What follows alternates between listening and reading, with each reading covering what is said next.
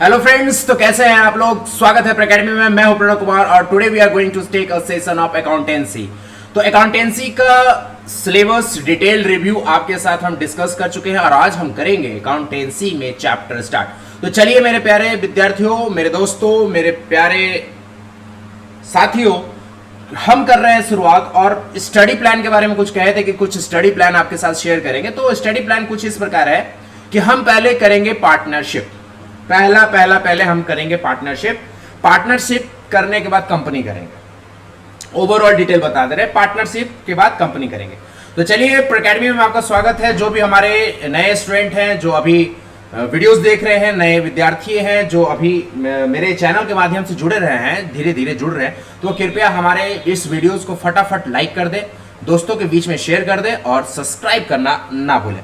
आप यहां पर देख रहे होंगे कि अकेडमी पर ये जो क्लासेस चल रहा है, क्लास 12 का चल रहा है। ऑल बोर्ड लिखे, ऑल बोर्ड मतलब अब वो वाली बात नहीं रही। अगर कोई ऐसे विद्यार्थी हो जो हमारे पुराने वीडियोस देख रहे होंगे और वो उन्होंने ये नोटिस किया होगा कि यहाँ पर मैंने सीबीएसई लिखता होता, पर अब जो सेशन स्टार्ट है आपका, जिस सेशन को अब हमारे बैच कंडक्ट हो रही है 2022-2023 के जो बैच कंडक्ट हो रही है, जो ये बैचेस चल रहे हैं, इस बैच में हम ऑल बोर्ड को शामिल किए हैं। ऑल बोर्ड मतलब CBSE, Bihar board, JAC board, UP board, West Bengal board, तमाम सारे बोर्ड के एक कंबाइंड सिलेबस को लेकर चल रहे हैं। आईसीएसई बोर्ड भी इसमें इंक्लूडेड है। तो आज हम स्टार्ट कर रहे हैं पार्टनरशिप के फंडामेंटल्स। तो चलिए आसान शब्दों में मेरे जरिए, मेरे अकेडमी के माध्यम से आप चीजों को आसानी से समझेंगे, ये मैं आशा करता हूं। तो सर अकेडमी पर सर आप पार्टनरशिप क्यों स्टार्ट किए? सबसे पहले पार्टनरशिप इसलिए स्टार्ट किया मेरे प्यारे दोस्तों, क्योंकि पार्टनरशिप सबसे बड़ी बात है कि पिछले बार जो पिछले सिलेबस जिस तरह से आपको सीबीएसई या अन्य बोर्ड में जो आते रहा है, वो वेटेज थोड़ा कम रखा है। लेकिन यहां पर थोड़ा सा सीबीएसई की थोड़ा बात करूंगा। आप ये टेंशन मत लेना कि इंग्लिश में होगा, हिंदी में होगा, बाइलिंगुअल होगा। बाइलिंगुअल होगा मतलब इंग्लिश में भी पढ़ाई होगा, हिंदी में पढ़ाई होगा, जिससे हमारे सीबीएसई बोर्ड वाले बच्चों को भी कोई इंग्लिश मीडियम में दिक्कत नहीं होगा और बिहार बोर्ड वाले बच्चों को भी कोई दिक्कत यहाँ पर नहीं होगा। कभी कदार हम क्या करेंगे, सीबीएसई को बाइफरगेट करके बताएंगे और बिहार बोर्ड को बाइफरगेट करके बताएंगे। तो इससे क्या होगा कि जितने भी हमारे दोस्त सीबीएसई या बिहार बोर्ड के तमाम सारे भारतवर्ष में सीबीएसई के बच्चे और पूरे बिहार भर में जितने बिहार बोर्ड के बच्चे जो हमारे चैनल के माध्यम से जुड़कर वीडियोस को देखेंगे, उनको ये नहीं महसूस होगा कि अकेडमी चैनल के माध्यम से अगर वो वीडियोस को देख रहे हैं तो उन्हें किसी प्रकार का कोई भी कठिनाई या कोई भी तरह की दिक्कत सामना करना पड़ रहा है, क्योंकि सारे बातें इस चैनल के माध्यम से एक ग्रुप बना करके एक प्लेटफॉर्म पर हम चीजों को आसान करने की पूरी कोशिश करेंगे। तो यहां पर एक चीज मैं बता दूं कि यहां पर थोड़ा सीबीएसई बच्चों की इसलिए बात हो रहा है क्योंकि सीबीएसई में क्या है ना कि वेटेज डिसाइड होता है मार्क्स से, कितने मार्क्स से ये टॉपिक से क्वेश्चन पूछा जाएगा। तो पहले जो सीबीएसई में है वो पार्टनरशिप से 30 मार्क्स का क्वेश्चन पूछा जाता था पहले, मतलब 2021-22 जो इस बार बोर्ड बच्चे जो बोर्ड देंगे 2022 में, उनसे वो पार्टनरशिप के जो क्वेश्चन पूछे जाएंगे वो 30 मार्क्स के पूछे जाएंगे। लेकिन आप सीबीएसई के मेरे जो बच्चे हैं वो थोड़ा सा गौर करेंगे, यहाँ पर 36 मार्क्स लिखा हुआ है। तो सर क्या हुआ, 6 मार्क्स इंक्रीज हो गया? बिल्कुल सही, 6 मार्क्स के वेटेज बढ़ गया।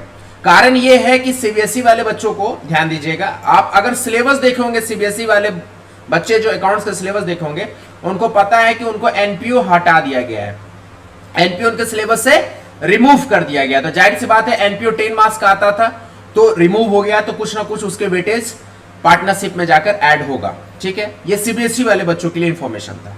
अब बोलेंगे sir Bihar board, UP board और अदर बोर्ड्स के बच्चों के लिए क्या मैसेज है? आपके लिए एनपीओ है, बिहार बोर्ड वाले बच्चे, आपके भी सिलेबस डिस्कस किया हुआ है, आप भी देख सकते हो, तो आप में एनपीओ है, आपको हम पढ़ाएंगे, स्पेशल पढ़ा देंगे। वो जो वीडियोस बनेगा बिहार बोर्ड वाले बच्चों के लिए, आईसीएसई बोर्ड वाले बच्चों के लिए, सारे बोर्ड वाले बच्चों के लिए अलग मतलब वीडियोस जरूर रहेगा। वो वीडियोस उन लोगों के लिए होगा, सीबीएसई वालों के नहीं होगा। जाहिर सी बात है सीबीएसई वाले बच्चों को पता है कि एनपीओ नहीं आ रहा तो वो वीडियो नहीं देखेंगे, लेकिन अन्य बोर्ड के बच्चे वीडियो देखेंगे। क्यों? क्योंकि उनमें एनपीओ है। जैसे कि for an example Bihar board, UP board, ये सब बोर्ड के बच्चे के जैक बोर्ड एनपीओ है तो वो वीडियो देखेंगे, सीबीएसई वाले नहीं देखेंगे। ठीक है, बिहार बोर्ड में ऐसा कोई पार्टनरशिप का कोई वेटेज डिस्कस नहीं है, तो हम उस पर चर्चा ज्यादा नहीं करेंगे। बाकी जिस लेवल पर एक ये भी बात होगा ना सर कि बिहार बोर्ड के बच्चे पढ़ रहे हैं आपके बैच में, सीबीएसई बोर्ड के बच्चे पढ़ रहे हैं, तो क्या लेवल रहने वाला है? तो लेवल हम थोड़ा जीरो लेवल से जीरो लेवल से एक स्टैंडर्ड लेवल तक जरूर जाएंगे। हाँ, ये मैं मानता हूं कि बिहार बोर्ड में उतने अपर लेवल के क्वेश्चंस नहीं आते हैं, नॉर्मल सा क्वेश्चंस आता है। मैं आशा करूंगा कि मैं जब जीरो लेवल से हाई लेवल तक जाऊंगा तो उसी के बीच में बिहार बोर्ड के काम हो जाएगा, क्योंकि बिहार बोर्ड को उतना हाई लेवल पर चीजों को समझने की जरूरत नहीं है, उतने डेप्थ में चीजों को समझने की जरूरत नहीं है। जितना क्वेश्चन सीबीएसई वालों को, इतना समझ लो कि सीबीएसई को पढ़ा टारगेट लेकर जो चला जा रहा है, आपको इग्नोर नहीं किया जाएगा। तो आप ये समझो कि सीबीएसई और आईसीएसई के बच्चों को जो टारगेट लेकर के जो कॉन्सेप्ट समझाया जाएगा, अगर आप वहां पर रह पा रहे हो, बिहार बोर्ड वाले बच्चों को कर रहा हूं, यूपी बोर्ड वाले बच्चों को कर रहा हूं, अगर आप वहां पर सस्टेन कर पा रहे हो, टिक पा रहे हो, तो आप समझ लो कि बिहार बोर्ड में आपको एक भी क्वेश्चन कहीं भी दिक्कत नहीं होने वाला। क्यों? क्योंकि आप बिहार बोर्ड से ऊपर स्टैंडर्ड से भी आप चीजों को पढ़ रखे हो, तो कॉन्सेप्ट क्लैरिटी होगा, सारे लेवल पर डिस्कस होगा, कोई लेवल नहीं छूटेगा। हाँ, इतना विश्वास मैं दिलाता हूं कि बेसिक से लेकर हम लोग अपर स्टैंडर्ड तक चीजों को समझने की कोशिश करेंगे। तो चलिए, कौन कौन सा टॉपिक पार्टनरशिप के फंडामेंटल में कवर होगा उसको पहले समझ लो। सिलेबस तो हमने डिस्कस कर दिया कि किसका कितना वेटेज है क्या। आज हम पढ़ रहे हैं अकाउंटिंग फॉर पार्टनरशिप फर्म का फंडामेंटल्स। तो इसमें कौन कौन सा टॉपिक कवर्ड है, व्हाट आर द वेटेज। तो वेटेज सीबीएसई वाले बच्चों के लिए तो वो अपना ध्यान रखेंगे, 36 मार्क्स। बाकी टॉपिक कवर्ड सबके लिए है, ऑल बोर्ड के लिए, यहाँ पर कोई बाइफर्गेशन नहीं है, सारे बोर्ड के बच्चों के लिए ये टॉपिक कंपलसरी है, पढ़ना होगा, हम पढ़ाएंगे, आपको पढ़ना होगा। पहला टॉपिक में आपको पढ़ना है नेचर ऑफ पार्टनरशिप फर्म। आपको पार्टनरशिप फर्म का नेचर समझना है कि what are the natures. Second में आपको पढ़ना है definition and feature of partnership. Definitions, एक कोई सेक्शंस आपको बताएंगे कि फलना फलना सेक्शन में क्या है, इसका डेफिनेशंस और फीचर्स क्या है। फिर हम लोग पढ़ेंगे पार्टनरशिप डीड, और फिर हम लोग पढ़ेंगे method of preparing capital account. Capital account कैसे बनाया जाता है, दो तरह के कैपिटल अकाउंट होते हैं, एक फिक्स्ड और फ्लक्चुएटिंग।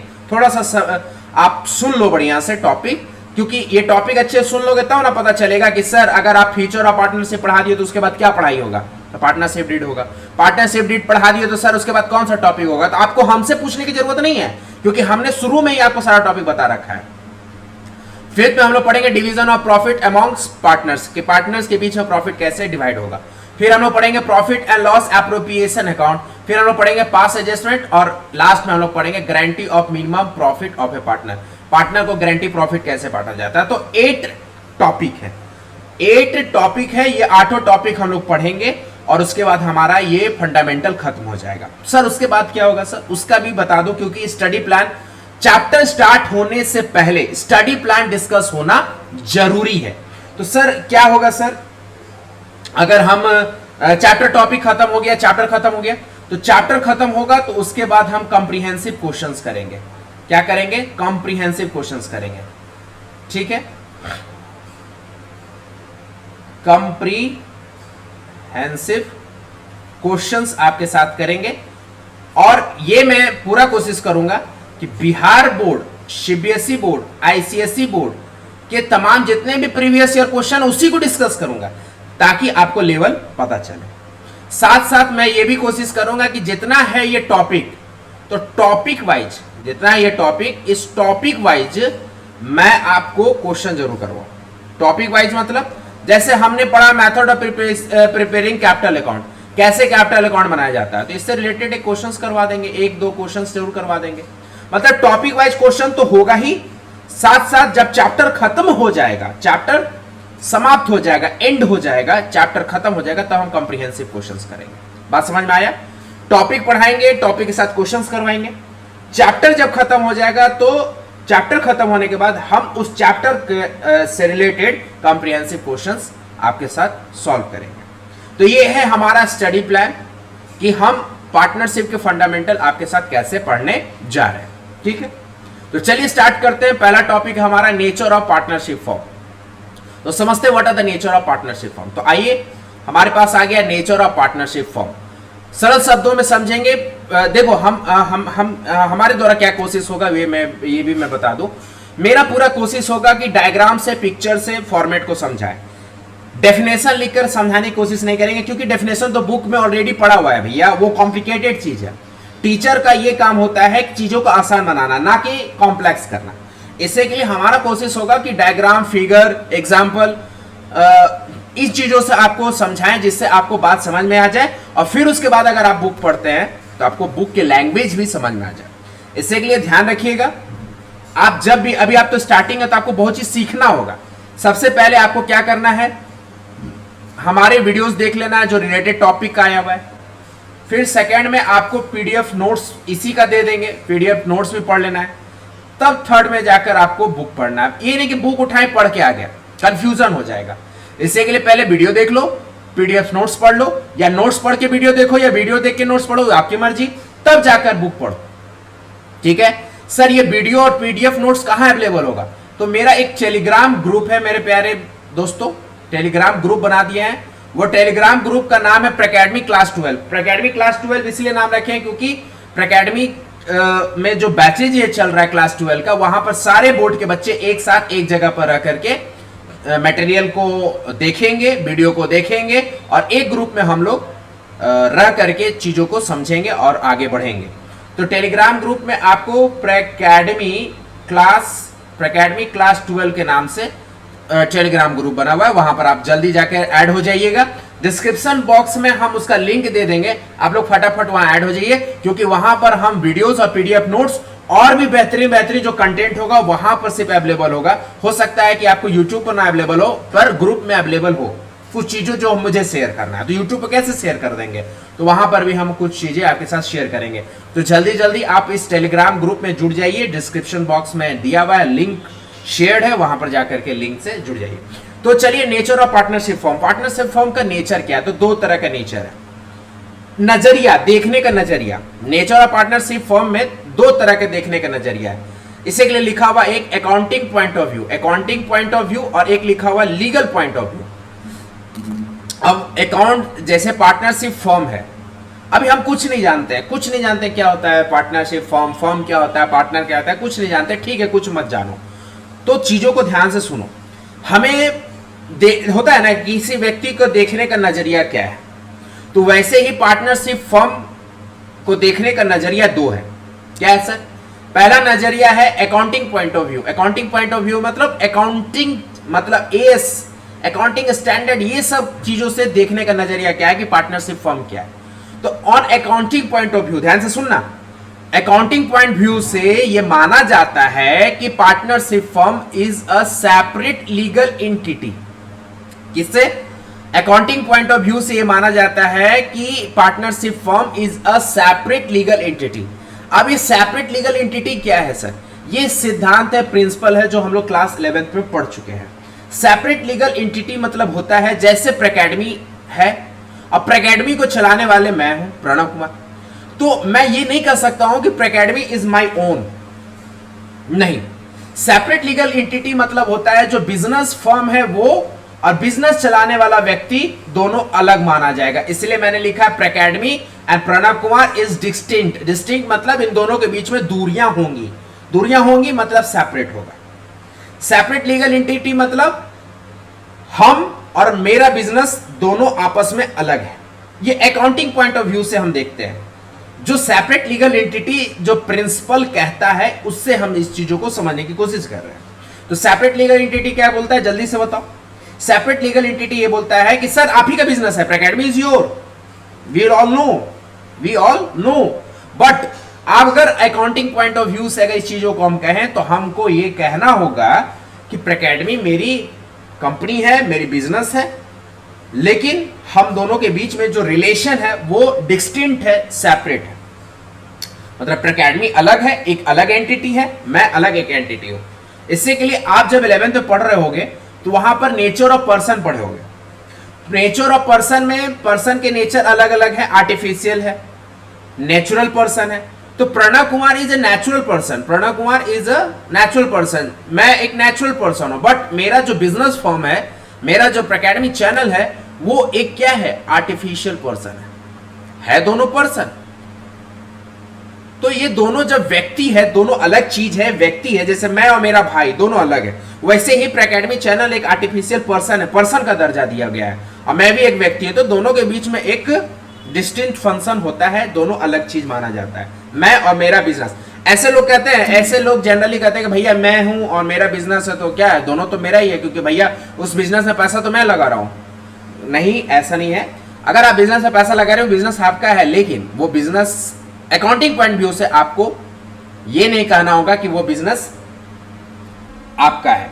क्योंकि सेपरेट लीगल एंटिटी ये कहता है कि जैसे मान लो आप जर्नल एंट्री क्लास 11th में किए होंगे, cash account debit to capital account, वहां पर ये जो एंट्री है यही आपको सेपरेट लीगल एंटिटी बता देता है। सेपरेट लीगल एंटिटी कैसे बताता है?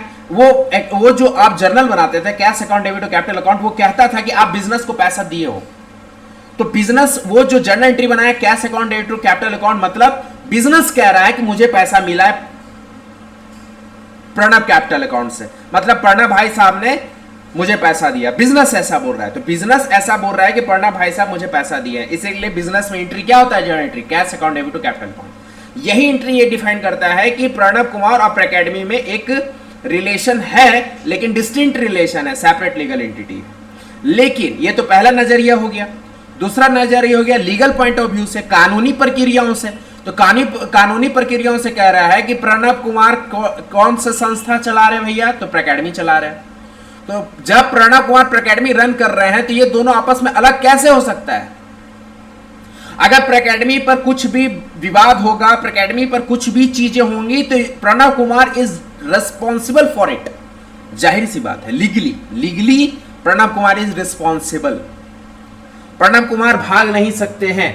अगर कुछ भी वीडियोस ऐसा आ रहा है अकेडमी चैनल पर, कुछ भी ऐसे मतलब आप समझ रहे होगे कि बकवास वीडियोस आ रहा है, कुछ इलीगल वीडियोस आ रहा है अकेडमी चैनल पर, अरेस्टेड चैनल है, तो Pranab Kumar is deemed responsible. ऐसे पार्टनरशिप फर्म की बात कर रहे हैं तो यहाँ पे सिर्फ प्रणब कुमार नहीं होंगे, इनके साथ एक और पार्टनर रहेंगे। मान ले एक और पार्टनर है कोई राम हमारे साथ, तो Pranab Kumar and Ram both he responsible for the illegal matters which run in academy. तो इसे लीगल पॉइंट ऑफ व्यू में एक वर्ड बोला गया, no separate legal entity. Legal point of view से कहा जाता है कि अकेडमी और प्रणब कुमार के बीच में कोई सेपरेट रिलेशन नहीं, दोनों एक है। और कुछ भी अगर अकेडमी चैनल पर या अकेडमी फॉर्म पर, मान लो academy is a partnership form, तो academy is a partnership firm, इधर कुछ भी होता है तो Pranab Kumar and his partner is both responsible for it.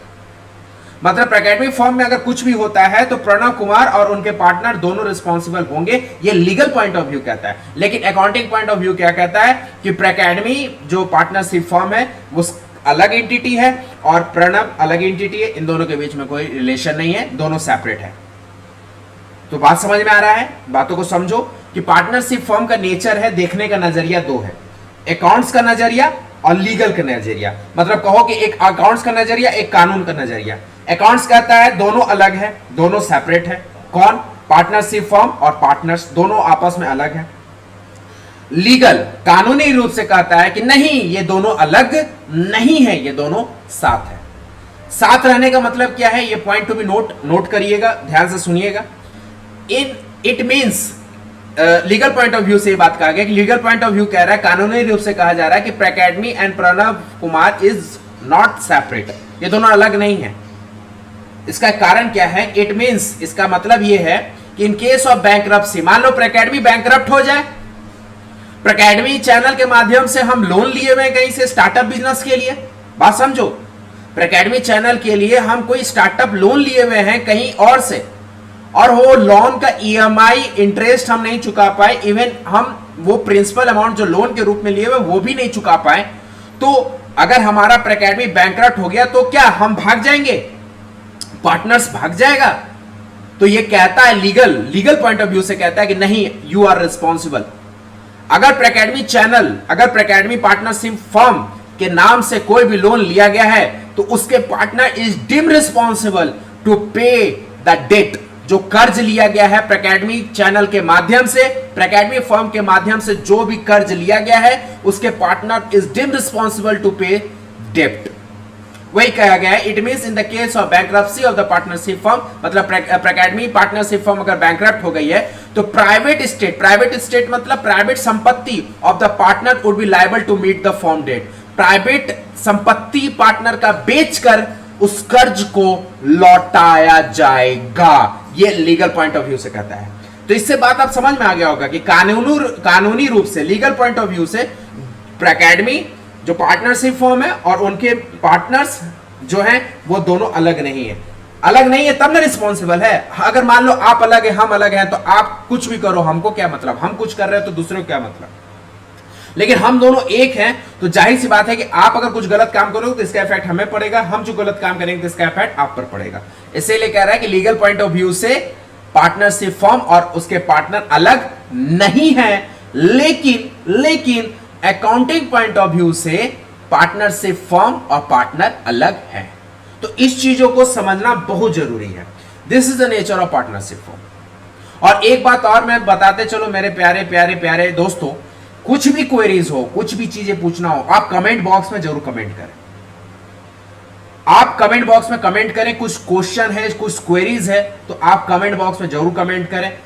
हमें अच्छा लगेगा कि उसकी रिप्लाई दे पाए आपको और आपको मदद कर पाए। वैसे टेलीग्राम ग्रुप तो है, वहां भी आप अपने बातों को शेयर कर सकते हैं, लेकिन आप कमेंट भी कर सकते हैं, ये भी आपके पास ऑप्शन है।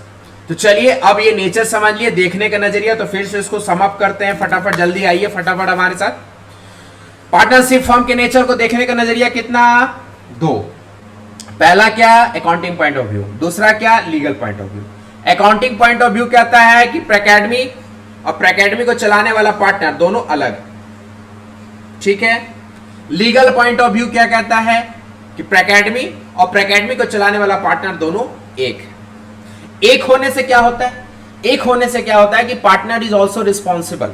अगर पार्टनरशिप फर्म में कुछ भी घटनाएं घटती है, प्रेकेडमी चैनल पर कुछ भी घटनाएं घटती है, तो Pranav Kumar and his partner is both responsible, दोनों रिस्पॉन्सिबल होंगे। प्रेकेडमी चैनल में अगर कुछ भी होता है, प्रेकेडमी पार्टनरशिप फर्म में कुछ भी होता है, तो प्रणव कुमार और उनके पार्टनर जो हैं वो दोनों रिस्पॉन्सिबल होंगे, लेकिन अकाउंटिंग पॉइंट ऑफ व्यू से रिस्पॉन्सिबल नहीं होंगे। बात इतना है कि सेपरेट है तो कोई रिस्पॉन्सिबिलिटी नहीं, सेपरेट नहीं है तो रिस्पॉन्सिबिलिटी होगा, ठीक है। आशा करता हूं कि आप यहां पर चीजों को समझोगे। Come on, we are going to learn the definition of partnership. तो आइए आप पार्टनरशिप के डेफिनेशंस को समझे। तो पार्टनरशिप जो डिफाइन है ये सेक्शन 4 में डिफाइन है, और इसके कुछ कानून प्रक्रिया बने हुए, बिना कानून से तो कोई धंधा नहीं चलता है। तो इंडियन पार्टनरशिप एक्ट 1932 बनाया गया। ये कानून बनाया गया क्योंकि भैया हमारे यहाँ कानून बिना बनाए तो इतना घटना घट जाता है, तो अगर कानून नहीं बनाएंगे तो क्या क्या हो सकता है। तो हमारे पास सेक्शन 4 में डिफाइन है पार्टनरशिप के डेफिनेशन। अभी बहुत सारी चीजें हमें पढ़ना है, बस डेफिनेशन जो है वो इंडियन पार्टनरशिप एक्ट 1932 के सेक्शन 4 में डिफाइंड है। पार्टनरशिप का डेफिनेशन जो कोई नहीं बदल सकता है, कोई भी चैनल में पढ़िए, हमसे पढ़िए, कहीं से पढ़िए, ये डेफिनेशन आपको जरूर मिलेगा। क्यों? क्योंकि ये एक्ट में है मेरे भाई, ये एक्ट में है, ये कोई सेल्फ मेड डेफिनेशन नहीं है। तो आप याद रखिएगा दिस डेफिनेशन कहां से आया है सर? तो ये डेफिनेशन आया है इंडियन पार्टनरशिप एक्ट 1932 के सेक्शन 4 में। क्या है सर? तो partnership is a relation, partnership एक रिलेशन है बिटवीन पर्सन, व्यक्तियों के बीच में, who have agreed to share the profit, जहां पर प्रॉफिट शेयर किया जाएगा। हम पार्टनरशिप में रिलेशन क्यों बना रहे हैं भाई? काहे को बना रहे हैं? तो प्रॉफिट में बांटने के लिए। प्रॉफिट कहां से होगा?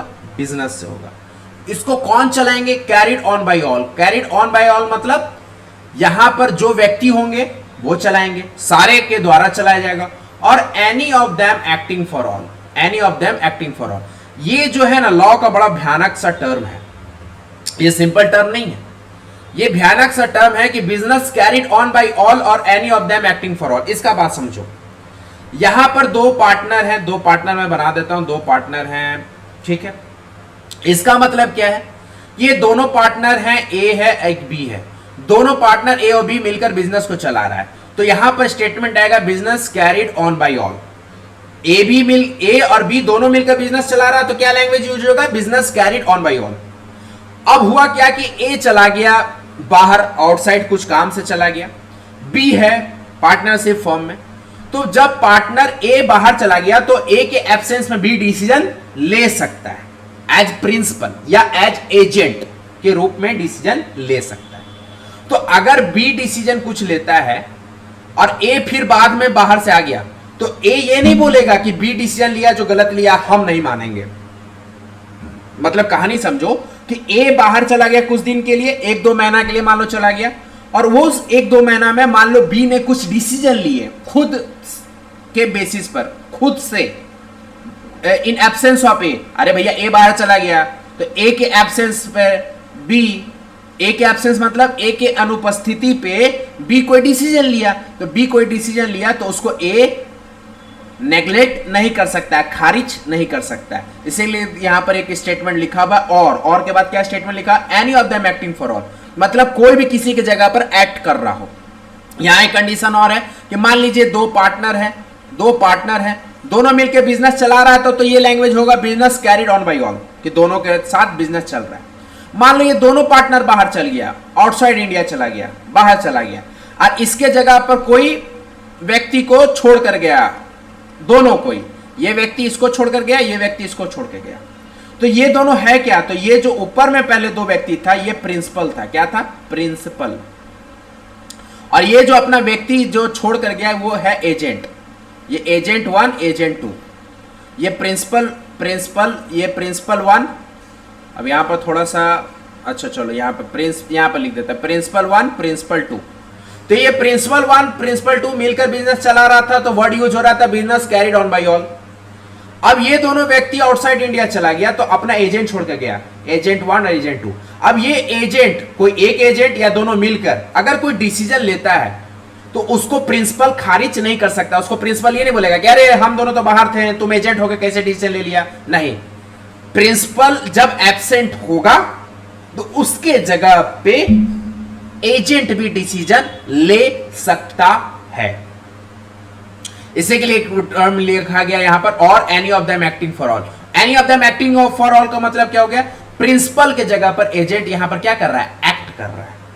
तो प्रिंसिपल के जगह पर अगर एजेंट एक्ट कर रहा है और कोई डिसीजन लिया तो आप उसको नेग्लेक्ट नहीं कर सकते। यही डेफिनेशन में का मोरल रिलेशन है, यही सेक्शन 4 में डिफाइंड है, यही इंडियन पार्टनरशिप एक्ट 1932 कहता है। तो चलिए बात फिर से समझते हैं इस बातों को। तो पार्टनरशिप क्या है सर, पार्टनरशिप एक रिलेशन है बिटवीन पर्सन, जहां पर हम क्या करेंगे, प्रॉफिट को शेयर करेंगे। वो प्रॉफिट कहां से होगा, बिजनेस से होगा। तो सिंपल सा बात है, पार्टनर मिलकर के बिजनेस चला रहा है, बिजनेस से होने वाला प्रॉफिट आपस में हम लोग बांटेंगे। अब उसका डिसीजन कोई प्रिंसिपल ले या प्रिंसिपल का एजेंट ले, दोनों मान्य है।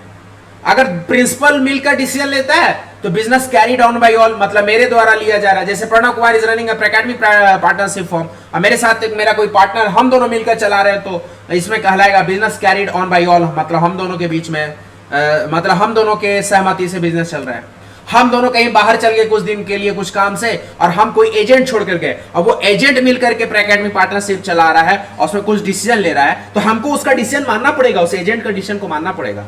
लेकिन वहां पर एक वर्ड यूज होगा, एक टर्म यूज होगा, any of them acting for all, मतलब मेरे जगह पर वो लोग एक्ट कर रहा है। एक्ट मतलब एक्टिंग, समझ रहे हो ना, कि एक कैरेक्टर में है, प्रिंसिपल के कैरेक्टर में एजेंट आ गया है। तो प्रिंसिपल जब एब्सेंट रहेगा तो एजेंट प्रिंसिपल के कैरेक्टर में आ जाएगा और एक्ट करेगा उसके जगह पर रह करके।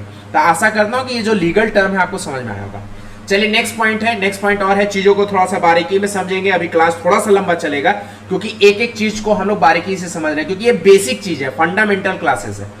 The person who entered into a partnership, व्यक्ति जो इंटर होता है पार्टनरशिप में with one another individually. Individually मतलब जैसे मान लो ये व्यक्ति ए है, ये व्यक्ति बी है, ये दोनों मिलकर के आया, तो इन लोगों को हम लोग क्या कहेंगे, इन लोगों को कहेंगे पार्टनर्स। ध्यान से सुनिएगा, वो व्यक्ति जो पार्टनरशिप में आता है इंडिविजुअली, वर्ड यूज करिएगा क्या, इंडिविजुअली। याद रखिएगा भैया, अब आपको बोर्ड देना है 2023 में, 2023 में सारे बिहार बोर्ड वाले भी, सीबीएसई वाले बोले, आईसीएसई वाले भी, तमाम सारे बोर्ड। टर्म 1 टर्म 2 का कोई कॉन्सेप्ट सीबीएसई में नहीं रहा, बिहार बोर्ड में था ही नहीं, आईसीएसई में भी था नहीं, तो टर्म 1 टर्म 2 का कोई कॉन्सेप्ट नहीं है। सॉरी, आईसीएसई में था, लेकिन अब सब बोर्ड देंगे आपके मार्च में। तो याद रखिएगा, आपको 1 मार्क्स के क्वेश्चंस और एमसीक्यूज आता है, ठीक है। तो इसमें ये सब क्वेश्चन पूछता है। तो बहुत सारे बच्चे गलती करते हैं कि इंडिविजुअली में क्या आंसर दें और कलेक्टिवली में क्या आंसर दें। तो बातों को समझिएगा। The person who has enter into a partnership, व्यक्ति जो इंटर होता है partnership with one another individually, अलग अलग। इंडिविजुअली मतलब ए अलग आया, बी अलग आया, तो इनको क्या कहेंगे, पार्टनर्स। अब यही दोनों जब मिल करके, ध्यान से सुनिएगा, यही दोनों मतलब ए और बी दोनों मिल करके जब किसी चीज को चलाएगा, किसी ऑर्गेनाइजेशन को चलाएगा कलेक्टिवली, इसीलिए वर्ड यूज किया क्या, कलेक्टिवली चलाएगा, तो उसको कहेंगे फर्म। मतलब पार्टनर से फर्म है, फर्म से पार्टनर नहीं है। तो दोनों पार्टनर मिल करके कलेक्टिवली कोई संस्था चला रहा है तो उसको हम कहेंगे फर्म, इसी को कहेंगे पार्टनरशिप फर्म। बहुत बेसिक चीज है, चाहते तो हम इग्नोर भी कर सकते थे, बहुत मतलब ऐसा नहीं है कि इसको पढ़ाना बहुत कंपलसरी है, लेकिन मुझे लगता है कि नहीं, एक एक चीजों को समझना जरूरी है क्योंकि हम लोग फंडामेंटल क्लास कर रहे हैं। तो पर्सन, आप समझो कोई व्यक्ति पार्टनरशिप फॉर्म में आया, अलग अलग, ए अलग आया, बी अलग आया, तो इसको क्या कहेंगे? पार्टनर्स। जब यही दोनों व्यक्ति मिल करके, ए और बी, ये दोनों व्यक्ति मिल करके संस्था चला रहा, ऑर्गेनाइजेशन चला रहा है, तो उसको कहेंगे पार्टनरशिप फॉर्म। तो collectively the person entered into the partnership, और ऑर्गेनाइजेशन को रन कर रहा है, चला रहा है कलेक्टिवली, तो पार्टनरशिप फॉर्म। और किसी संस्था में कोई व्यक्ति आ रहा है इंडिविजुअली, अकेले, तो उसको कहेंगे पार्टनर्स। हो सकता है ना कि ए और बी पहले से पार्टनर था, एक व्यक्ति जो सी है वो आया, जैसे ए और बी दोनों मिल करके पार्टनरशिप फर्म चला रहा था, एक व्यक्ति सी उधर से आया कि भाई हमें भी ले लो पार्टनर के रूप में, तो वो इंडिविजुअली ना आया भैया, कोई ग्रुप और कोई मतलब कलेक्टिवली या कोई ग्रुप लेकर नहीं आया, वो सी आया, भैया हमको भी पार्टनर में ऐड कर लो, अच्छा आ जाओ, तो वो सी इंडिविजुअली आकर ऐड हुआ। अगर मान लो एक पार्टनर और आ रहा है, डी आ रहा है, डी भी उधर से आ रहा है, ए भैया हमको भी ऐड कर लो, आओ, तो इंडिविजुअली जो व्यक्ति आप ऑर्गेनाइजेशन में आएगा उसको कहेंगे पार्टनर्स, वो आपस में पार्टनर्स है। और यही लोग जो पार्टनर हैं, यही लोग जब मिलकर के ऑर्गेनाइजेशन को चलाएंगे तो हो जाएगा पार्टनरशिप फॉर्म। ठीक है। The name under which the business is called firm name, तो यहां पर फर्म नेम जाता है, ठीक है, किसी पार्टनर का नाम नहीं जाएगा, याद रखिएगा। अरे यहां पर ए है, बी है, सी है, डी है पार्टनर, तो किसका नाम यूज करोगे तुम ही बताओ। तो यहां पर आपका फर्म का नाम जाता है, और फर्म के नाम से ही काम होता है। याद रखिएगा, लोन भी लेना होगा ना पार्टनरशिप फर्म का, तो पार्टनरशिप के फर्म के नाम से लोन होगा, पार्टनर के नाम से लोन नहीं होगा। भलो लाइबल पार्टनर्स है देने के लिए, अभी हम बताए ना लीगल पॉइंट ऑफ व्यू से कि पार्टनर्स लाइबल है, उसको देना होगा। अगर फर्म प्रेकेडमी पार्टनरशिप, एग्जांपल समझो, प्रेकेडमी पार्टनरशिप के नाम से हम कोई लोन लेते हैं, हम नहीं, मतलब प्रेकेडमी पार्टनरशिप कोई लोन लेता है, तो वो प्रेकेडमी के नाम से लोन होगा, मेरे नाम से लोन नहीं होगा, प्रेकेडमी के नाम से लोन होगा। अगर प्रेकेडमी लोन नहीं चुका पाता है तो प्रेकेडमी को कौन, मतलब नाम है, लेकिन वो तो व्यक्ति तो नहीं ना कि लोन चुकाएगा, उसके अगेंस्ट में मुझे, हम ना लोन चुका रहे होंगे, तो हमको उसका, अगर बैंकक्रप्ट कर गई प्रेकेडमी तो हमको देना होगा, हमको मतलब मैं कौन हूं? पार्टनर। तो याद रखिएगा, फर्म का नेम यूज होता है, लेकिन फर्म के नेम के पीछे जो बैठा हुआ पार्टनर्स होता है वही लायबल होता है सारी चीज के लिए, लीगल पॉइंट ऑफ व्यू से जो हम चीजों को समझते हैं। आइए अब थोड़ा सा इंपॉर्टेंट स्टार मार्क्स को थोड़ा यहाँ बढ़ाते हैं, क्योंकि यहाँ पर एमसीक्यूज के क्वेश्चंस आते हैं बराबर। तो 1 मार्क्स और एमसीक्यू क्वेश्चन तो अब आएगा ही, सारे में आएगा, बिहार बोर्ड, सीबीएसई, आईसीएसई सब में आएगा, जैसे इन चीजों को समझेंगे। तो अब आइए असल मुद्दा पर हम लोग आए हैं, वो है आपका nature, feature and characteristic of partnership. Partnership में अभी तमाम जो भी चीज सुने उसको और डिटेल में समझने की कोशिश करेंगे, जो हम समझेंगे उसके नेचर, फीचर और कैरेक्टरिस्टिक से। ये नेचर, फीचर, कैरेक्टरिस्टिक्स ये सब चीजें सेम है, ऐसा नहीं समझिएगा कि अलग अलग चीज है। नेचर बोलो, चाहे फीचर बोलो, चाहे कैरेक्टरिस्टिक बोलो, सारी बातें एक है। तो आइए देखते हैं nature, feature, characteristics of partnership. तो सबसे पहला पार्टनरशिप में ये बात ध्यान रखिएगा कि पार्टनरशिप कभी भी बनेगा तो मिनिमम 2 व्यक्ति चाहिए, मिनिमम 2% रिक्वायर्ड है, मैक्सिमम 50। अच्छा सर, ये आप जो मिनिमम मैक्सिमम लाए कहां से? तो ये आया है कंपनी मिसलेनियस रूल 2014। जैसे आपका कंपनी, आपको पता है कि अब कंपनीज एक्ट 2013 आ चुका है, पहला था 1956, अब 2013 कंपनी एक्ट 2013 आ चुका है। तो कंपनी एक्ट जो 2013 आया, कंपनी एक्ट 2013 आया, उसमें एक रूल आया, कंपनी मिसलेनियस रूल 2014। इसमें यह डिफाइन है कि पार्टनरशिप मैक्सिमम 50 हो सकता है, मिनिमम 2 हो सकता है। मतलब अगर हम कोई भी पार्टनरशिप फॉर्म अगर स्टैब्लिश करने जाएंगे तो 2 व्यक्ति चाहिए, अकेले नहीं होगा। कंपनी स्टैब्लिश हो सकता है एक व्यक्ति से, लेकिन फॉर्म स्टैब्लिश नहीं हो सकता एक व्यक्ति से। फॉर्म को स्टैब्लिश करने के लिए, पार्टनरशिप फॉर्म स्टैब्लिश करने के लिए मिनिमम 2 व्यक्ति चाहिए ही चाहिए, मैक्सिमम 50। ये कहां से आया है सर मैक्सिमम 50? कहां से, मतलब कहां से रूल है सर? ये कंपनी मिसलेनियस रूल 2014 से, जो कि कंपनी एक्ट 2013 में मेंशन्ड है। सर एग्रीमेंट कर सकते हैं, जाहिर सी बात है कर सकते हो, पार्टनरशिप में तो एग्रीमेंट चाहिए। एग्रीमेंट जो होता है वो आपको मैं पढ़ाऊंगा कि पार्टनरशिप डीड बनता है। एक एग्रीमेंट बनेगा। बिना एग्रीमेंट का क्या होगा भैया, मान लो आज हम दोनों दोस्त है, पैसा के मामला में सब चीज बिगड़ जाता है, आपको पता है पैसा ऐसा चीज है कि दोस्ती को बर्बाद कर दे। इसे के लिए ठीक है हम दोनों गहरा दोस्त हैं, हम दोनों मिल करके बिजनेस कर रहे हैं, पार्टनरशिप चला रहे हैं, लेकिन भैया डीड बन जाए तो अच्छा रहे। कब किसका मूड कब चेंज हो जाए कौन ठीक है। तो पार्टनरशिप डीड बनाता है, उसी को हम लोग कहते हैं एग्रीमेंट। ये आपका ओरली और रिटन दोनों हो सकता है, लेकिन हमारे भारत में ज्यादातर हम लोग प्रेफर रिटन करते हैं, क्योंकि भैया भरोसा का जमाना नहीं रहा। थर्ड बात है कि पार्टनरशिप लॉफुल बिजनेस होना चाहिए। लॉफुल बिजनेस का मतलब समझ रहे हैं कि जो भी कानून के दायरे में सही है, कानून के दायरे में सही है। मतलब in eye of laws, eyes of laws मतलब कानून के नजरिए में, कानून के दृष्टि में वो सही है। जैसे आप मान लो हम और आप पार्टनरशिप कर लिए, चलो हम लोग ड्रग्स बेचेंगे, तो ये पार्टनरशिप स्टेब्लिश करना गलत नहीं है, लेकिन इसका जो बिजनेस है वो सही नहीं है, क्योंकि ड्रग्स आप नहीं बेच सकते हो। सबसे बढ़िया example, alcohol in Bihar is ban. तो सबसे बड़ा बात है कि यूपी में अगर हम दोनों पार्टनरशिप कर लें, हम और आप यूपी में रहकर पार्टनरशिपिंग कर लें कि चलिए हम लोग अल्कोहल बेचेंगे, तो सही है। लेकिन यही पार्टनरशिप अगर हम बिहार में आकर के स्टेब्लिश कर लेंगे कि चलो भाई मेरे दोस्त, चलो हम दोनों मिलकर पार्टनरशिपिंग करेंगे, तो दोस्त कहेगा क्या बिजनेस करोगे, तो अल्कोहल बेचेंगे, दारू बेचेंगे। कहां? बिहार में। तो वहां गलत हो जाएगा, क्योंकि वहां पर बैन। सेक्स रैकेट चलाना है, मतलब हम दोनों पार्टनरशिप कर लिए कि चलो भाई दोनों मिलकर के फिल्म कैसेट बनाएंगे, सेक्स रैकेट चलाएंगे और दोनों बिजनेस करेंगे।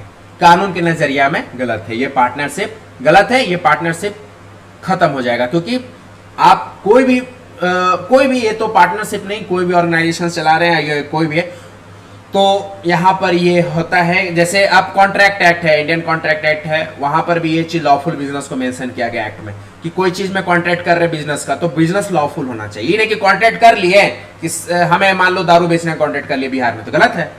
पार्टनरशिप बन गए, पार्टनरशिप फर्म खोल दिए, पार्टनर बन गए कि अल्कोहल बिहार में बेचेंगे, गलत है। सेक्स रैकेट चलाएंगे, गलत है। ठीक है। फोर्थ पॉइंट में प्रॉफिट शेयरिंग। प्रॉफिट शेयरिंग मतलब profit, it is compulsory to share profit, it is compulsory to share profit, it is not compulsory to share loss. बड़ा बहुत बढ़िया लाइन लिखे। It is compulsory to share profit मतलब profit होगा, दो ही बात होना होगा, प्रॉफिट होगा नहीं होगा।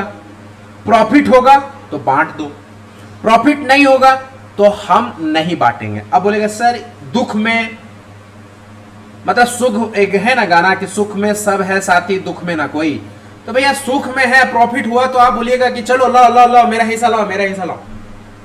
जब दुख आ गया, मतलब प्रॉफिट नहीं हुआ, लॉस में हो गया, तो सब साथ छोड़ दिए। इसमें एक स्टार मार्क किए हुए हैं कि कुछ पार्टनर्स ऐसे भी होते हैं जो पार्टनर इन प्रॉफिट ओनली होता है। बहुत तरह के पार्टनर होते हैं ना, स्लीपिंग पार्टनर होता है, डॉर्मेंट पार्टनर होता है, तो एक पार्टनर होते हैं partner in profit only. Partner in profit only मतलब प्रॉफिट में हम उछल के आ जाएंगे तुम्हारे पास कि प्रॉफिट में हिस्सा मेरा दो, लॉस से मुझे कोई वास्ता नहीं। तो ये पॉइंट आपका है। तो सब बहुत ही शॉर्ट पॉइंट में और बहुत मतलब कम शब्दों में डेप्थ में समझाने की कोशिश करें। अब जाके आप बुक पढ़ो, कोई भी बुक पढ़ो, डीके गोयल पढ़ो, टीएस अग्रवाल पढ़ो, तमाम जो भी बुक पढ़ो, देखो लैंग्वेज समझ में आ जाएगा। अभी आप नहीं पढ़े थे तो चीजें नहीं समझ में आया था, अब वीडियोस देख लियो, अब जाके आप पढ़ो, आपको चीजें समझ में आ जाएगा। म्यूचुअल एजेंसी, म्यूचुअल एजेंसी में अभी आपको कहानी बताएं, partners are principal as well agent. Partner principal भी होता है, एजेंट भी होता है। प्रिंसिपल जब गायब हो जाएगा तो एजेंट प्रिंसिपल के जगह पर रोल निभाएगा, और एजेंट जो डिसीजन लेगा, मान लो प्रिंसिपल गायब हो गया और एजेंट कुछ डिसीजन लिया, तो प्रिंसिपल उसको काट नहीं सकता है, मानना पड़ेगा। वही चीजों को मैंने आपको कहा था, यही लैंग्वेज जो हम लोग पढ़े ना, business carried on by all और any of them acting for all. मतलब business carried on by all का मतलब प्रिंसिपल यहां पर चला रहा है। अब प्रिंसिपल गायब हो गया तो उसके जगह पर कौन चला रहा है? एजेंट चला रहा है। एजेंट के लिए वर्ड यूज हुआ any of them acting for all. चलो फिर 6 पॉइंट में है जो मैंने नो सेपरेट एग्जिस्टेंस, ये लीगल पॉइंट ऑफ व्यू को टच कर गया भाई मेरे, लीगल पॉइंट ऑफ व्यू को टच कर गया। लीगल पॉइंट व्यू में कहा गया था ना कि फर्म और उसका पार्टनर अलग नहीं है, तो यहां पर फीचर्स में नो सेपरेट एग्जिस्टेंस है, मतलब यहां पर लीगल पॉइंट ऑफ व्यू को फॉलो किया गया फीचर्स में। मतलब all agreement inter with the firm will be enforceable against each partner, मतलब कोई भी एग्रीमेंट होगा तो सारा पार्टनर्स को उसको फॉलो करना होगा, अगर फॉलो नहीं करेगा तो उसको जबरदस्ती फॉलो करवाया जाएगा, नहीं तो उसके ऊपर कानूनी कार्रवाई होगी, उसके ऊपर कानूनी कार्रवाई होगी डेफिनेटली।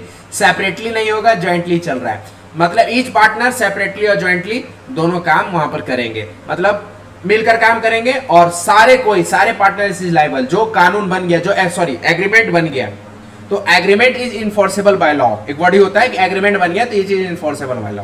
उसको कानून भी जबरदस्ती बोलेगा कि तुम एग्रीमेंट काहे किया था, तो चलो तुम इसको पालन करो, तुम उसको अवॉइड बाय लॉ करो, मतलब उसको लेकर के चलो। तो पार्टनर ऑल आर रिस्पॉन्सिबल, ठीक है।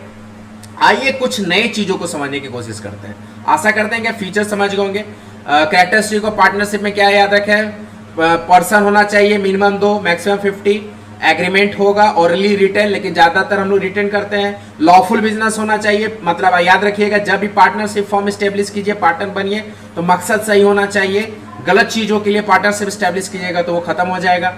प्रॉफिट शेयरिंग रेशियो होगा, मतलब प्रॉफिट शेयर होगा, लॉस शेयर नहीं होगा। म्यूचुअल एजेंसी, मतलब partners are principal as well as agent, no separate existence, यहाँ पर कोई सेपरेट एग्जिस्टेंस नहीं होगा, मतलब partners is deemed responsible for their respective firms के लिए पार्टनर भी रिस्पॉन्सिबल होंगे, वो भी दायित्व उनका भी है।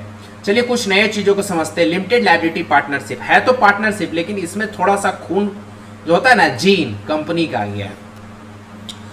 मतलब होता है ना कि मतलब मम्मी पापा है तो कुछ कैरेक्टर मम्मी पर, कुछ कैरेक्टर पापा पर, दोनों को मिलकर बना है। तो लिमिटेड लायबिलिटी पार्टनरशिप में आपको दोनों का थोड़ा सा कैरेक्टर दिखेगा, दोनों का जीन दिखेगा, पार्टनरशिप का भी जीन दिखेगा और प्लस कंपनी का भी जीन दिखेगा। कैसे सर? तो पहले तो एलएलपी, इसको शॉर्ट में बोला जाता है एलएलपी, मतलब limited liability partnership. LLP in India came into existence with the enactment of Limited Liability Partnership Act 2008, 2008 में आया है, बहुत ज़्यादा पुराना भी नहीं है, 2008 में आया है। अब इसके नेचर को समझेंगे तो आपको पता चल जाएगा कि कुछ पार्टनरशिप का भी लक्षण है, कुछ कंपनी का भी लक्षण है। नेचर ऑफ LLP, पहला नेचर क्या है? LLP is a body corporate, body corporate मतलब कंपनी, एंड इनकॉर्पोरेटेड, इनकॉर्पोरेटेड मतलब कंपनी को इनकॉर्पोरेशन किया जाता है। फर्म इनकॉर्पोरेट नहीं होती है, इनकॉर्पोरेट मतलब रजिस्ट्रेशन करके उसके बाद चालू करने की प्रक्रिया हो जाता है, इनकॉर्पोरेट करता है, लिस्टिंग करवाता है, उसको पूरा लिस्टेड करवाया जाता है। तो ये कंपनी में होता है, पार्टनरशिप फॉर्म में नहीं होता है। Second, it is a legal entity separate from its partner. जाहिर सी बात है यहाँ पर लीगल एंटिटी है, यहाँ पर सेपरेट किया जा रहा है पार्टनर से, जबकि आपको पता है कि पार्टनरशिप में नो सेपरेट एग्जिस्टेंस होता है, लेकिन यहाँ पर सेपरेट लीगल एंटिटी फॉलो किया जा रहा है। सेपरेट लीगल एंटिटी, SLE लिख दे रहे हैं शॉर्ट में, यहाँ पर सेपरेट लीगल एंटिटी फॉलो किया जा रहा है, क्योंकि कंपनी में सेपरेट लीगल एंटिटी होता है। तो यहाँ पर भी कंपनी का बात चला, यहाँ पर भी कंपनी की बातें हुई, यहाँ पर पार्टनरशिप का बात नहीं फॉलो होगा, क्योंकि पार्टनरशिप कहता है no separate legal entity, company कहता है सेपरेट लीगल एंटिटी। तो यहाँ पर सेपरेट लीगल एंटिटी को फॉलो किया जा रहा है, मतलब कंपनी को फॉलो किया जा रहा है। थर्ड पॉइंट में क्या है? LLPs have a perpetual succession। perpetual succession का मतलब यहाँ पर मेंबर रहे ना रहे, कंपनी जिंदा रहेगा। यहाँ पर भी कंपनी को ही फॉलो किया जा रहा है, यहाँ पर भी कंपनी को फॉलो किया जा रहा है, क्योंकि जब आपको कंपनी पढ़ाएंगे ना तो वहां पर फीचर है company is a perpetual succession. Perpetual succession का मतलब है कि यहाँ पर मेंबर रहे ना रहे, कंपनी आजीवन अनंत काल तक जिंदा रहेगा। लेकिन partnership is not a perpetual succession. Partnership is not perpetual succession मतलब यहाँ पर अगर पार्टनर गायब हो गया ना बेटा, ध्यान से सुनो, अगर यहाँ पर पार्टनर अगर गायब हो गया ना तो पार्टनरशिप फॉर्म बंद होना पड़ेगा। जैसे हमने क्या कहा, पार्टनरशिप को चलाने के लिए 2 व्यक्ति की जरूरत है, तो दोनों का रहना जरूरी है, तब फॉर्म चलेगा। अगर कोई एक भी गायब हुआ तो फॉर्म खत्म। लेकिन कंपनी में या LLP में ये बात नहीं है। LLP अगर मान लो 4 व्यक्ति से चल रहा है, बात एक मान लो कि 4 व्यक्ति से मान लो चल रहा है, ये चारों व्यक्ति अगर गायब हो गया फिर भी LLP कंटिन्यू होगा, लेकिन पार्टनरशिप कंटिन्यू नहीं होगा जब तक कि कोई एक नया पार्टनर लोग ना ले आए। अगर एक पार्टनर चला गया उसके जगह पर अगर दूसरा पार्टनर नहीं ला पाया तो फर्म को बंद करना पड़ेगा। इसलिए परपेचुअल सक्सेशन उसी को कहते हैं। परपेचुअल सक्सेशन फिर से समझो, परपेचुअल सक्सेशन है मतलब कि मेंबर अगर नहीं भी है, पार्टनर्स अगर नहीं भी है, फिर भी कंटिन्यू होगा बिजनेस, तो परपेचुअल सक्सेशन कहते हैं इसको। ये कहां है? एलएलपी और कंपनी में परपेचुअल सक्सेशन होता है। ये पार्टनरशिप फर्म में परपेचुअल सक्सेशन नहीं है। क्यों? क्योंकि पार्टनर अगर नहीं रहेगा, जो टर्म्स एंड कंडीशन है, मिनिमम 2 पार्टनर, अगर एक भी गायब हुआ, एक भी टपका, तो ये जो एक पार्टनर जो बचा हुआ है, ये पार्टनरशिप फर्म नहीं चला पाएगा जब तक कि ये कोई नया पार्टनर ना ले आए, दो का क्राइटेरिया फुलफिल ना कर ले। लेकिन एलएलपी में क्या है? एलएलपी में मान लीजिए 2 मेंबर मिलकर के एलएलपी चला रहा है, इसमें एक भी चल गया तो भी एलएलपी कंटिन्यू होगा, ई भी चल गया तो भी एलएलपी कंटिन्यू होगा। इसी को कहते हैं परपेचुअल सक्सेशन। 4th पॉइंट में क्या है? Any change in the partner of LLP shot not affect the existence. यही बात बोल रहा है, यही परपेचुअल सक्सेशन का ही लैंग्वेज है कि अगर पार्टनर में कोई भी चेंजेज होगा तो एलएलपी पर इसका कोई फर्क नहीं पड़ेगा। तो चलिए ना इसके डिफरेंसेस समझ ले तो और ज्यादा अच्छा रहेगा हमारे लिए। क्या बोलते हो? तो चलिए समझते हैं लॉ। तो लॉ क्या है? तो पार्टनरशिप एक्ट बना है 1932 से, एलएलपी बना है एक्ट 2008 से। रजिस्ट्रेशन, पार्टनरशिप का कोई रजिस्ट्रेशन होता है लेकिन ऑप्शनल है, करवा भी सकते हो। ऑप्शनल मतलब आप पार्टनरशिप का रजिस्ट्रेशन करवा भी सकते हो, नहीं भी करवा सकते हो। लेकिन एलएलपी कंपलसरी है, क्योंकि इसमें थोड़ा क्या बहुत ज्यादा ही खून कंपनी का है, कंपनी रजिस्ट्रेशन होता है। पार्टनरशिप का रजिस्ट्रेशन नहीं होता लेकिन कंपनी का रजिस्ट्रेशन होता है। और ये एलएलपी में जो गुण है थोड़ा कंपनी का ज्यादा है, इसीलिए यहां पर कंपलसरी हो गया है रजिस्ट्रेशन।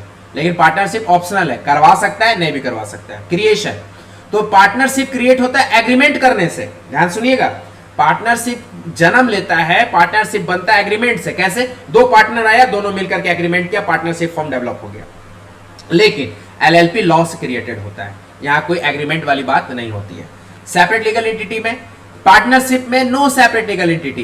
पार्टनरशिप में कोई भी सेपरेट लीगल एंटिटी नहीं होता है, मतलब पार्टनरशिप में पार्टनर और उसका फर्म दोनों साथ चलता है, लीगल पॉइंट ऑफ व्यू में जो हम बताए थे।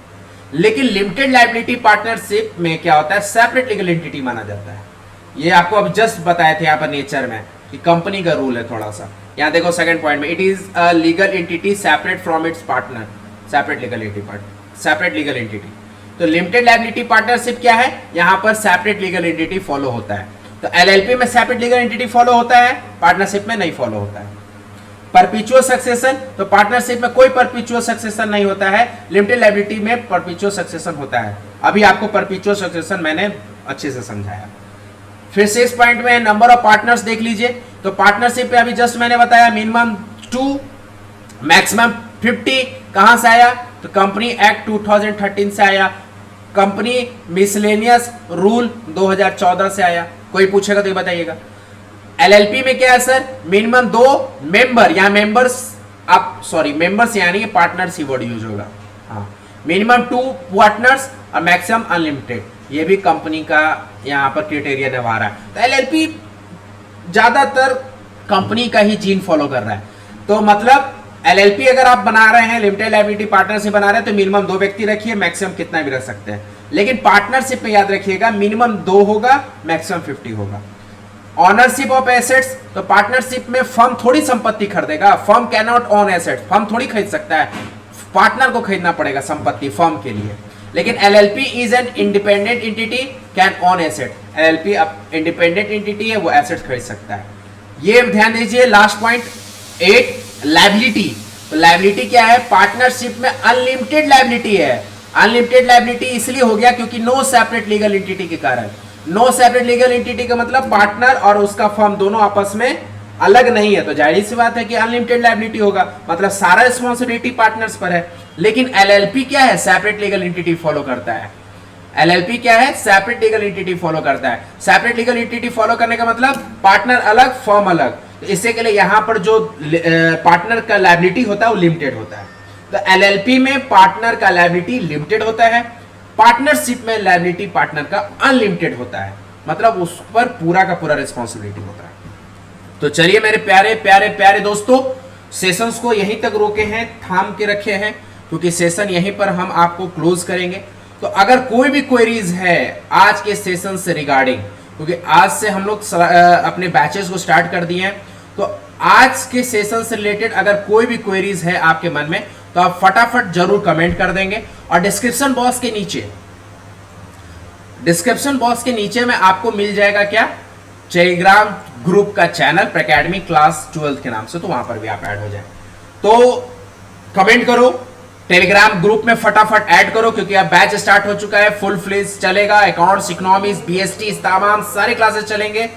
और जरूर कमेंट करो फटाफट, बैचेज में ऐड हो जाओ और चैनल को जरूर सब्सक्राइब जरूर कर दो। वीडियोस को फटाफट लाइक कर दो, बिना लाइक किए कोई नहीं जाएगा। बहुत मेहनत कर रहे हैं आप लोग के लिए, फ्री लेवल पर क्लासेस ला रहे हैं, कंटेंट ला रहे हैं, इससे के लिए फटाफट लाइक कर दो वीडियो को, अपने दोस्तों के बीच में शेयर कर दो। सीबीएसई बोर्ड के बच्चे हों, बिहार बोर्ड के, यूपी बोर्ड के, आईसीएसई बोर्ड के, जितने भी तमाम बच्चे, सारे के बीच में शेयर कर दो और सब्सक्राइब जरूर कर दो। तो मिलते हैं नेक्स्ट सेशन में। Till then thank you so much for watching my video. This is Pranav Kumar signing off. हंसते रहे, मुस्कुराते रहो, देखते रहे प्रैकेडमी। सब्सक्राइब जरूर करके जाना।